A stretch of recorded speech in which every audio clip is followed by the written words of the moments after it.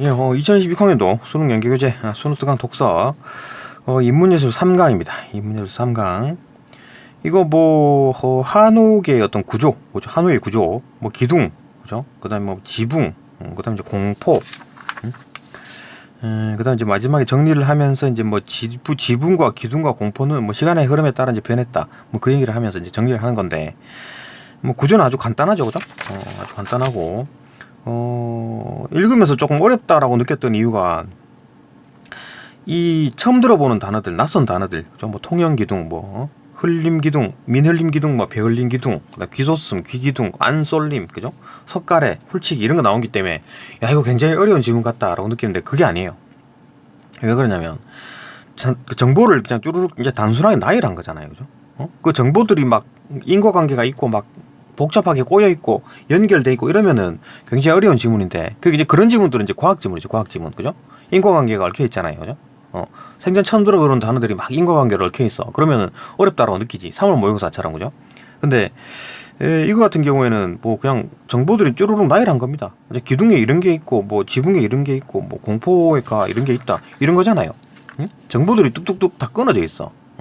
굉장히 쉬운 지문입니다, 그죠? 그러니까 이런 걸 읽을 때는 그냥 이 귀소슴 여기 있고, 뭐 안솔림이 여기 있고, 뭐 석가래 여기 있고, 이제 훌치기 여기 있구나라는 것만 알면 그 지문 읽을 때, 그죠? 가볍게 읽고, 그 다음에 나중에 이제 뭐 귀소슴에 대한 얘기가 나왔다, 그런 걸 뭐 문제에서 물었다, 그러면 여기 와서 찾아보면 됩니다, 그죠? 외울 필요도 없는 거지. 뭐 귀기둥에 대한 얘기가 나온다, 그러면 여기 와서 찾아보면 되는 거지. 지문 다시 돌아와서, 그죠? 그렇기 때문에 가볍게 읽고. 가볍게 읽고 이제 정보가 어떤 뭐 다포, 뭐 주상포, 주심포 이게 어디 있는지만 위치만 파악해놓고 바로 문제 풀면 됩니다. 그렇죠? 그런 거다. 그러니까 정보들이 그냥 단순 나열되어 있는 그 어떤 뭐 아주 쉬운 지문이다라고 생각하면 됩니다. 뭐 과학 지문 같이 3월 모의고사 이제 과학 지문처럼 막 정보들이 막 얽혀 있고 인과관계로 얽혀 있으면 그게 어려운 지문입니다. 그렇죠? 그 위치만 파악하고 될 게 아니잖아요. 그런 문제들은. 일단 뭐 간단하게 문제만 보면은 뭐 전개 방식, 그다음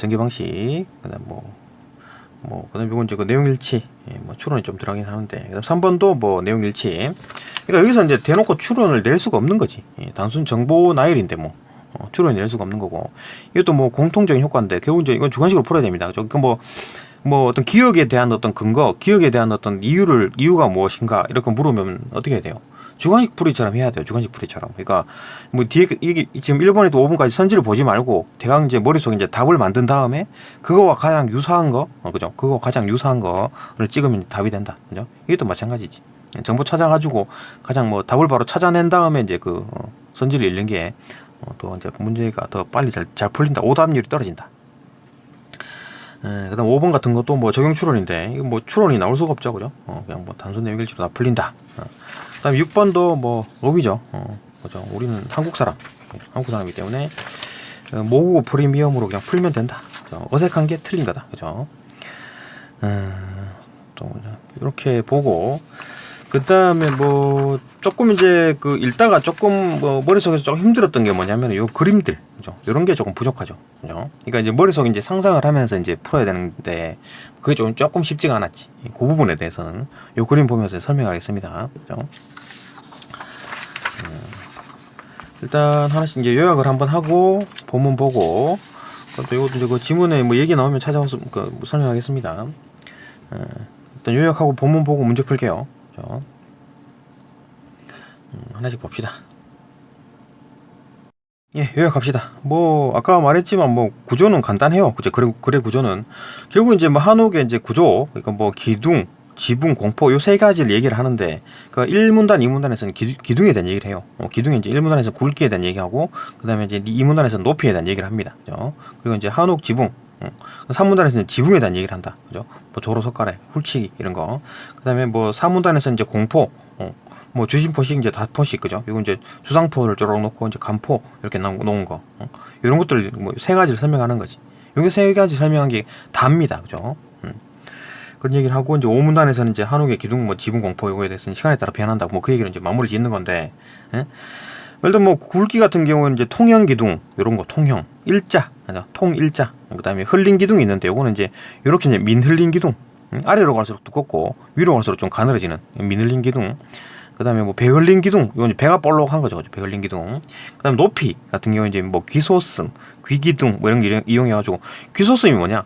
이 지붕이 있으면 이 양쪽 가 쪽으로, 그죠? 가생이 쪽에 이 기둥을 올려버린, 기둥을 올린다. 그죠? 높이 합니다. 높이, 그죠? 좀 높인다. 그 얘기고. 그래갖고 이제 요렇게 끝이 좀 들리도록, 좌우가 조금 들리도록 이렇게 하는 게 이제 귀소슴이고, 요 양쪽을 이제 귀기둥이라고 하겠지. 그죠? 그다음 안 쏠리면 뭐냐? 이 기둥들, 요 귀기둥을 좀 기울여 안쪽으로 쏠리도록 한다는 얘기지. 이렇게, 그죠? 이렇게 안정감을 준다. 그리고 이 높이는 어떤 집의 어떤 높이는 어떤 권위의 상징이다. 그죠? 뭐 대궐, 왕이 사는 어떤 그거보다는 좀 낮아야 된다. 그 얘기죠. 그 얘기, 이제 권위의 상징을 한다는 얘기고, 이제 지붕을 보게 되면 산문단에 뭐 조로라 그래가지고 처마. 요거는 지금 우리가 이제 요거는 이제 일반적으로 정면에서 본 거고, 정면에서 본 거고, 이제 측면에서 보게 되면 이렇게 볼록 튀어나와요. 여기 비 내리잖아요.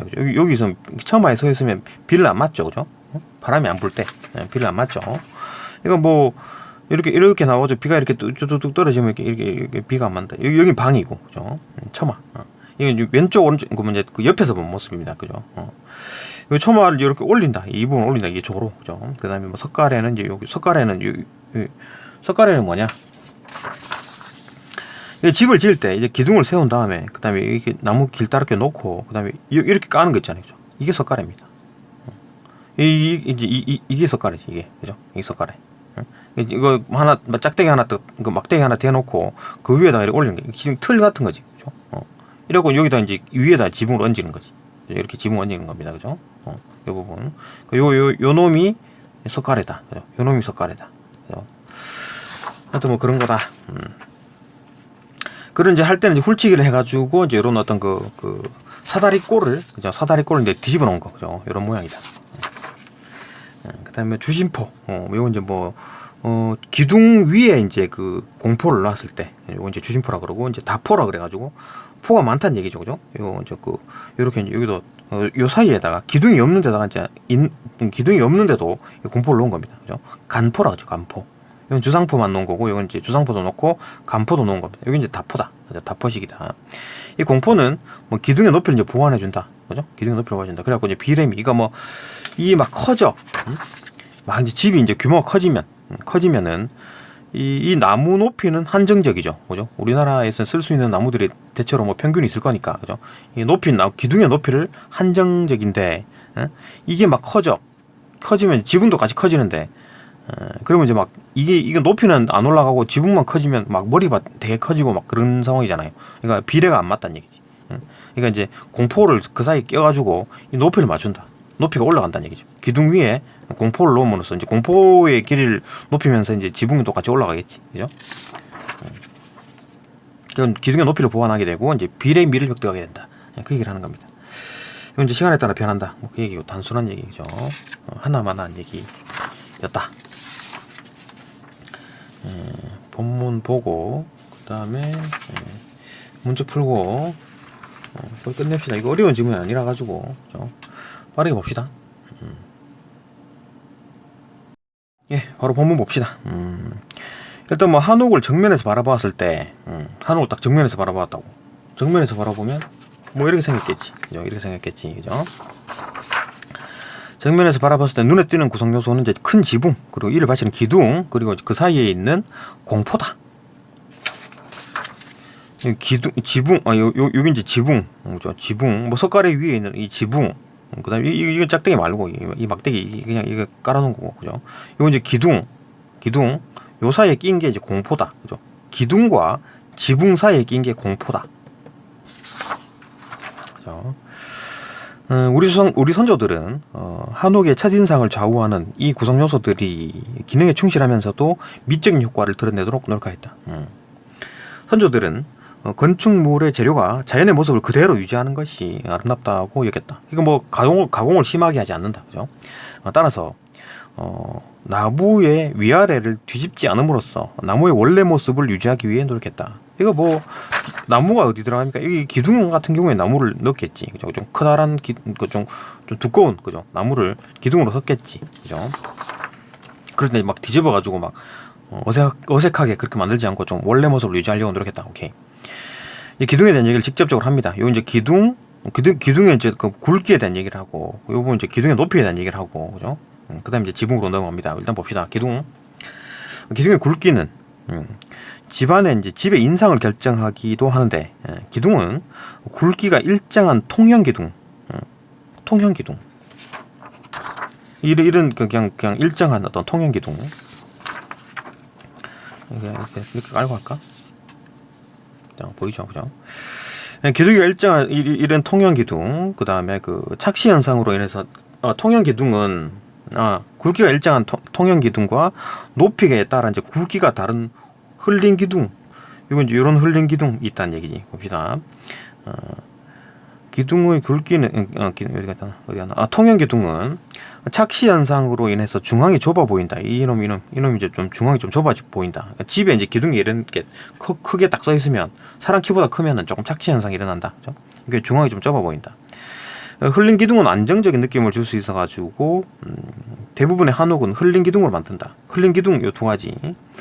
흘린 기둥은 기둥의 맨 윗부분인 기둥머리가 가장 가늘고 밑부분인 기둥뿌리, 여기가 이제 가장 굵은 어떤 민 흘린 기둥, 요놈이 이제 민 흘린 기둥이네. 요놈이 이제 그 통형 기둥인 거죠. 그 다음에 기둥 중앙부가 가장 굵고, 여기가 가장 굵고, 위아래로 갈수록 굵기가 줄어드는 이런 배흘린 기둥, 배가 불룩한 거죠. 배흘린 기둥으로 나눌 수 있다. 민흘린 기둥, 배흘린 기둥 이렇게 나눌 수 있대요. 뭐 중요한 게 하나도 없죠, 그죠? 그런 거구나. 기둥의 굵기에 대한 얘기였고, 그 다음 이렇게 안 보이나? 봅시다. 계속 이렇게 볼까?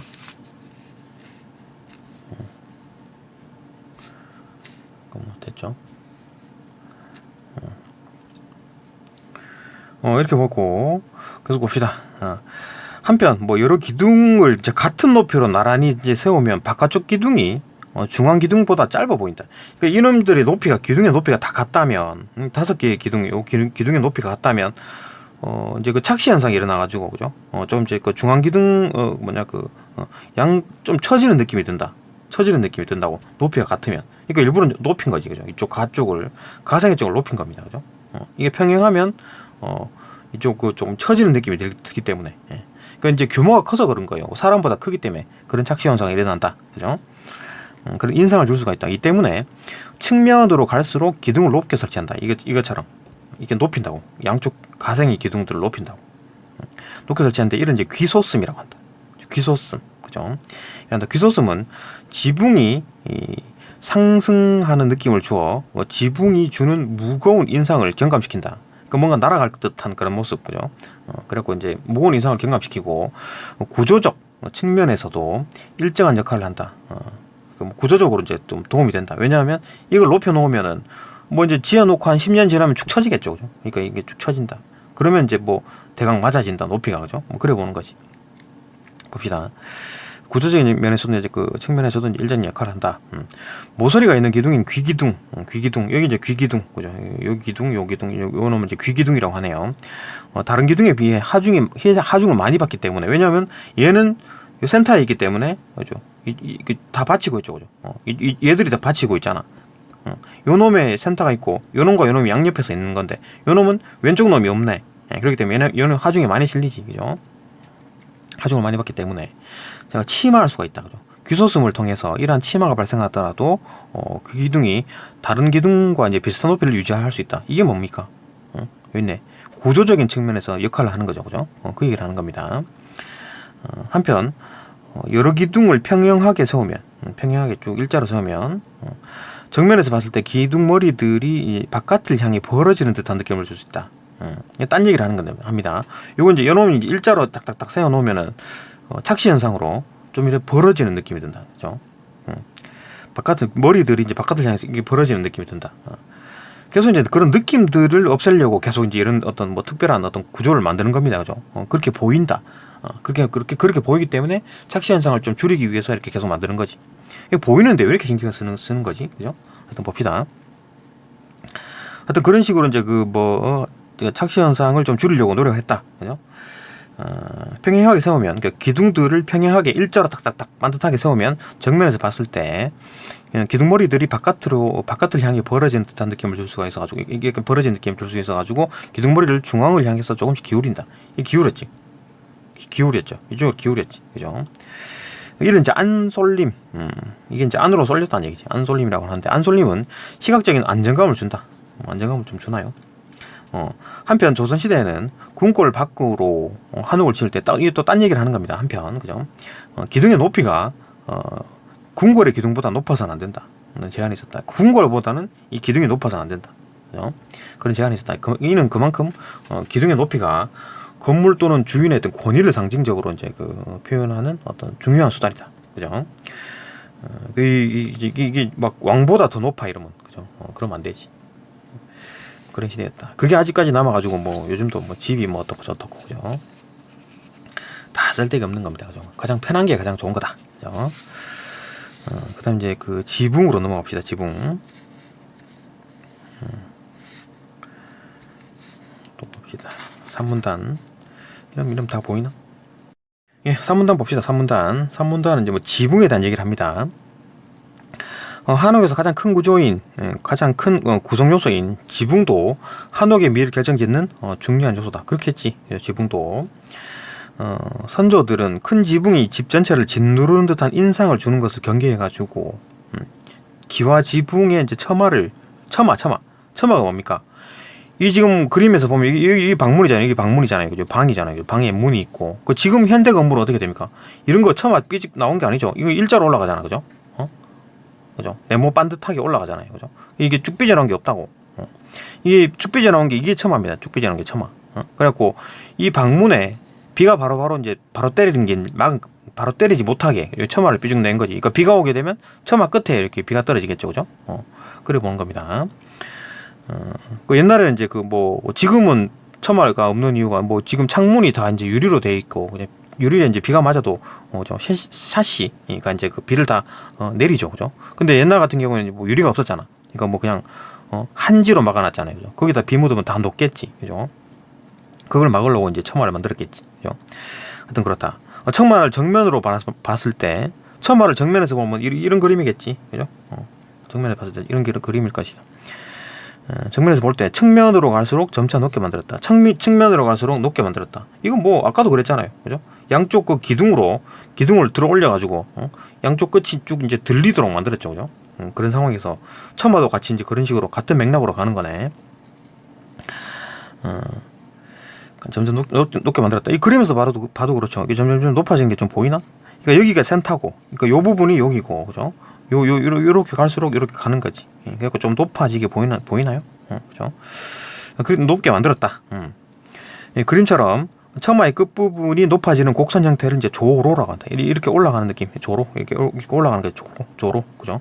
조로는 지붕이 상승하는 듯한 인상을 주어 지붕을 가볍게 보이도록 한다. 그죠? 이렇게 양쪽에 이제 그것도 마찬가지. 이게 기둥을 올려가지고, 그죠? 뭐, 귀소슴이라 그랬나? 양쪽을 들어 올려가지고, 그죠? 지붕이 조금 이렇게 위로 올라가도록 만들었다. 그래갖고 좀 가볍게 보이도록 한다. 같은 맥락이네. 그죠? 이러한 조로 효과는 귀소슴 얘기 나오네. 이러한 어떤 조로 효과는 귀소슴과 어우러짐으로써 극대화된다. 그치? 그 조로도 위로 상방으로 행하고, 그죠? 그 다음에 귀소슴도 좀 이렇게 휘게 위쪽으로 가도록 만들기 때문에 둘 다 이제 다 상방 같은 방향이다. 그렇기 때문에 뭐 극대화가 된다. 만약에 한 놈은 내려오고 한 놈은 올라가고 그러면 상세가 돼요. 상세. 그죠? 어쨌든 다 들어 올린다. 그리고 이제 극대화 시킨다. 오케이. 하지만 모든 지붕의 형태가 동일했던 것은 아니다. 조금 이제 규격화되지 않았다. 그죠? 그러니까 뭐 어느 정도 되면 이 정도 크기에는 이 정도 올리고 뭐 몇 도 올리고 뭐 요 정도 크기에는 뭐 이 정도 올리고 이런 게 이제 규격화되어 있지 않았다. 그죠? 다 똑같이 만들지 않아. 이게 이제 조선 시대 때 기술로 봤을 때는 동일하게 만드는 게 더 힘들었겠지. 지금 우리는 지금 기술로 현대 기술로는 동일하게 만드는 게 더 쉽고, 그죠? 하여튼 그랬다. 그랬을 것이다. 선조들은 건물의 위치, 크기 등에 따라 지붕의 곡선이 휘어지는 정도를 조금씩 다르게 만들었다. 거기에 맞게 만들었겠지. 거기에 맞추어, 그죠? 어떤 뭐 기술 부족으로 그럴 수도 있고 아니면 뭐 그냥 뭐 그렇게 맞게 그냥 그 맞춰 만들어 나가는 겁니다. 그죠? 어떤 뭐 공법 옛날처럼 뭐 지금처럼 딱 공법이 딱 설계도가 딱 정해져 있는 게 아니라 그때 만들었기 때문에 뭐 이런 현상이 나타났겠지. 그죠? 뭐 편마하려고 그런 건 아니지만 뭐 어떤 뭐 동일하게 만드는 게 더 힘들었을 것이다. 그죠? 지붕의 뼈대를 이루는 나무를 이제 석가래가 뭐냐면은 요놈이 석가래인데 이 석가래를 왜 만들었느냐? 요 그림 보면 요 이제 기둥을 세우고, 그죠? 기둥을 세우고 이제 기둥끼리 연결하는 이 나무 짝대기, 그죠? 나무 어떤 뭐 막대를 쭉 놓고 또 나무 막대를 놓고 그다음에 그 위에 이제 지붕을 얹어야 되는데 그 지붕을 얹으려고 이렇게 뼈대, 응? 뼈대. 요게 이제 석가래입니다. 석가래. 여기 석가래. 그죠? 석가래. 그죠? 이건 석가래를 한다. 이게 되죠? 석가래를 한다. 지붕의 뼈대를 이루는 나무를 석가래라고 하는데 석가래 전체를 이제 같은 굵기로 만들면 건물을 바라보는 사람에게 가까운 석가래의 끝부분이 크고 무겁게 보인다. 왜 그런가요? 착시 효과죠. 그러니까 원근법이지. 가까운 게 커 보이고 멀수록 작아 보이잖아요. 그죠? 그러니까 이게 이제 어떤 직사각형이다. 요 놈이 직사각형이면은 밑에 게 커 보이고 위로 갈수록 작게 보인다. 그걸 방지하기 위해서 반대로 이렇게 밑에 부분을 작게 만들고 윗부분을 길게 만들어가지고 이거 뭐냐 사다리 꼴에 이걸 뒤집은 듯한 느낌, 그죠? 이런 식으로 줄을 만든다. 봅시다. 그렇게 보이기 때문에 그런 걸 줄이기 위해서 이러한 느낌을 해소하기 위해서 그림 일처럼 처마 아랫부분에 있는 석가래의 이 아랫면을 끝으로 갈수록 가늘게 깎기도 한다. 요거 보이죠, 그죠? 요거 이제 그 길쭉하지만 직사각형이 아니고 아랫부분이 좀 뾰족한 여기 이제 뭐 사다리 꼴을 뒤집은 듯한 그런 느낌. 그렇게 깎기도 하는데 이를 이제 훌치기라고 한다. 훌치기. 이렇게 만드는 걸 훌치기라고 하는 거네요. 훌치기. 이 사다리 꼴 뒤집은 듯하게 만드는 걸 이제 훌치기라고 한다. 그러니까 이 사람들이 보면 그래요. 뭐 어떻게 보이는가? 그런 거에 대해서 너무 신경을 썼는데 이게 맞나 이게? 별로 안 좋은 거 아닌가? 뭐 이게 보이는데 왜 이렇게 신경을 써? 계속 봅시다. 하지만 선조들이 이제 그 지붕을 만들 때 가벼운 인상을 주는 것에만 초점을 맞추는 것이 아니다. 그러니까 뭐 지금 온통 뭐 기둥 얘기랑 뭐 지붕 얘기를 할 때 어떤 착시 현상이 일어나가지고 뭐 좀 축 처지는 걸 막으려고 축 처져 보이는 것을 막으려고 그렇게 안 보이게 하기 위해서 온갖 했잖아요, 그죠? 온갖 뭐 어떤 뭐 기술들을 넣었잖아요, 그죠? 근데 그거 꼭 이제 그렇게 이제 가벼운 인상만 주려고 그런 것만 한 게 아니래요. 봅시다. 선조들은 주변 산세와 지형을 고려해가지고 지붕선을 결정했다. 그러니까 지붕선을 다양하게 했다. 어떤 집을 지을 때는 이 정도 지붕선을 하고 어떤 집 지을 때는 어떤 요렇게 이제 지붕선을 결정했다. 그렇게 해가지고 이제 지붕과 자연이 이제 조화를 이루도록 했다. 그 주변과 이제 조화를 이루도록 했다. 그러니까 이 집 만들 때는 이 정도 각도로 하고 이 집 만들 때는 이렇게 해가지고 주변과 조화가 되도록 했다. 근데 뭐 생각해 보면 그래요. 자연이라면 축 처지는 게 자연 아닌가? 이쪽 부분이 축 처지는 게, 그죠? 축 처져가지고 있는 게 자연 아닌가? 그걸 이제 그 방지하기 위해서 억지로 들어 올린 거잖아요. 그게 이제 자연과 조화인가? 그죠? 그렇게 비판할 수가 있겠죠, 그죠? 그 왜 한옥을 까나요? 그죠? 우리 문화, 아름다운 문화를 왜 까나요? 그냥 우리 비판적으로 봅시다. 비판적으로, 그죠? 모든 걸 비판적으로 봅니다. 다음 이제 공포, 3문단 넘어갑시다. 3문단. 이제 지붕과 이제 기둥에 대한 얘기를 했고, 요 이제 그 지붕과 기둥의 사이에 끼는 이제 공포에 대한 얘기를 할 겁니다. 공포. 3문단. 예, 3문단 계속 봅시다. 3문단. 3문단 이제 공포에 대한 얘기예요. 공포가 뭐냐? 요 기둥이 있고, 그죠? 이렇게 기둥이 있죠. 그 다음에 지붕이 있고, 지붕과 기둥 사이에 요 네모난 거 요 놈 이제 공포를 한다. 그죠? 한옥의 지붕에서 이제 외벽 밖으로 나온 부분이 이제 처마죠, 그죠? 처마 밖으로 이제 삐져 나온 거. 방문이 있고, 그죠? 이 방문에 바로 비가 안 맞게, 그죠? 이렇게 삐져 나온 게 이걸 처마라 한다. 처마 끝에 이렇게 비가 내리겠죠, 그죠? 이런 처마를 제대로 지지하지 않으면, 그렇지, 처지겠지. 개수 이제 처지는 거에 대해서 굉장히 걱정을 많이 합니다, 그죠? 근데 처지는 문제가 발생할 수 있다. 이걸 제대로 지지해야 된다. 이 처마를 제대로 지지해야 된다. 그럼 처마를 제대로 지지하려면 어떤 석가래부터 좀 튼튼한 걸로 만들어야 되겠지, 그죠? 석가래도 좀 튼튼한 걸로 만들고 요게 이제 석가래니까 요 기둥 요 나무 막대기 길다란 거는 요거겠죠, 그죠? 요거고 어떤 뭐 그럴 필요가 있다.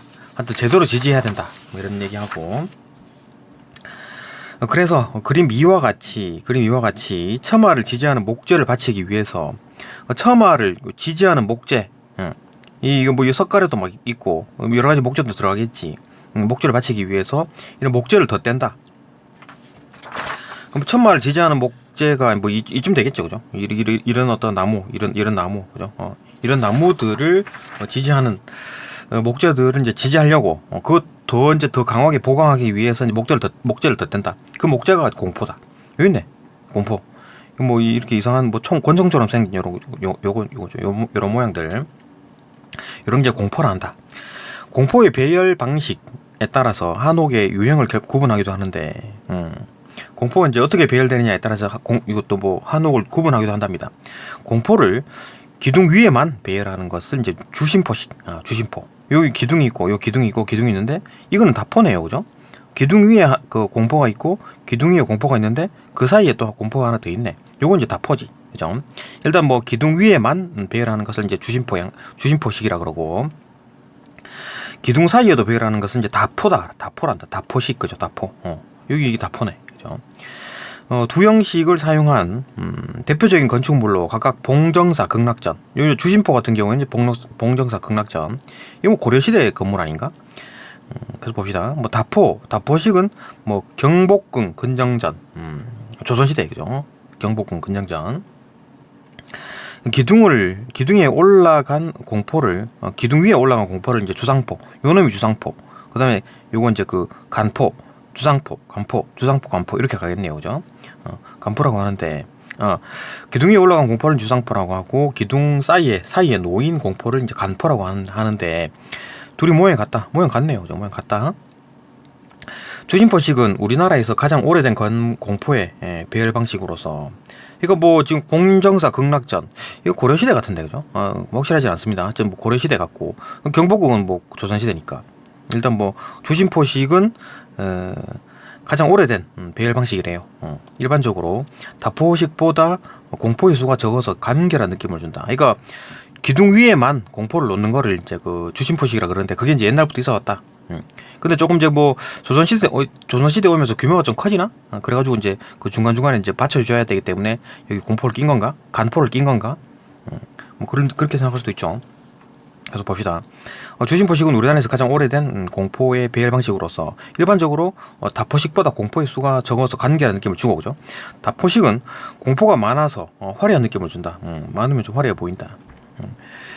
다포식은 뭐 주심포식에 비해 지붕의 하중을 더 고르게 분산할 수 있겠지, 그죠? 공포가 많으니까 더 많이 받치잖아요, 그죠? 하중을 더 고르게 분산할 수 있어가지고 궁궐이나 사찰과 같은 큰 건물에 많이 사용된다. 그러니까 이제 뭐 조선시대 오면서 규모가 좀 커지면서 좀 이제 뭐 다포식을 좀 많이 쓴다.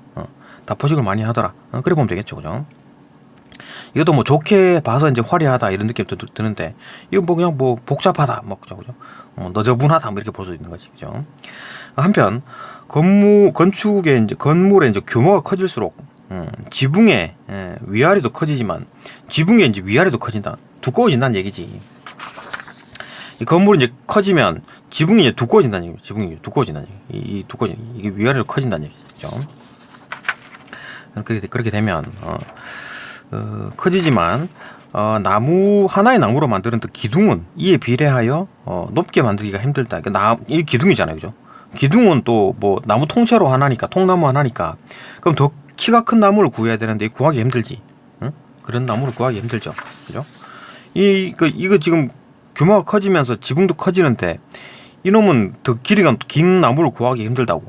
그렇기 때문에 이놈만 머리만 확 커지는 거지. 그럼 비례가 좀 깨진다는 거잖아요, 그죠? 응? 키는 안 커지고 머리만 커진다는 얘기잖아.